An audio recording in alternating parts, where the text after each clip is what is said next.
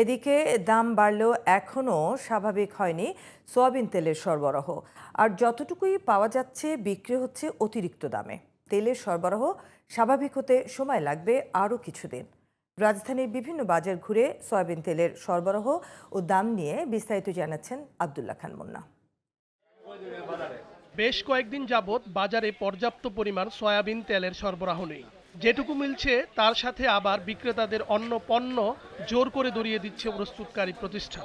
দাম ভালো এখন যদি ওনারা না দেয় তত এটা সরকার তদন্ত করা উচিত যে কারণটা কি। আমরা 10 কার্টুন চাইলে 20 কার্টুন দিত, কিন্তু 2-2.5 মাস যাবত এরা কি করে, আগে এসে আমাদের থেকে টাকা অ্যাডভান্স নিয়ে যায়, তারপরে দি গায়ের রেট যা আছে তার থেকে 1 টাকা 2 টাকা লাভ দেয়, এরপর দিয়ে অন্য মালগুলা দিতে চেষ্টা করে। যেমন সয়াবিন তেল এখনো বাজারে নাই, আমরা বিক্রি করতে হয় না, কোম্পানি আসে না, তেল দেন আমাদের।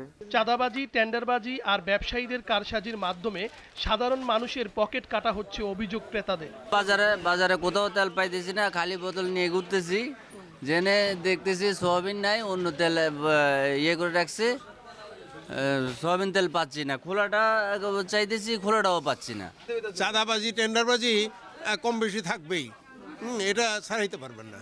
এটা আমাদের এই দেশের ট্রেডিশনে চলছে, এভাবেই চলছে। কিছু একটা সুযোগ পাইলেই পাবলিকের গলা কেটে ধরে এই সোজা হিসাবে। দাম বাড়ানোর অজুহাতে তেলের সরবরাহের ঘাটতি কোনোভাবেই মেনে নিতে পারছেন না ক্রেতারা। সিন্ডিকেট ভেঙে সরকারি তদারকি বাড়ানোর দাবি জানিয়েছেন তারা। আব্দুল্লাহ খান মুন্না, জিটিভি নিউজ, ঢাকা।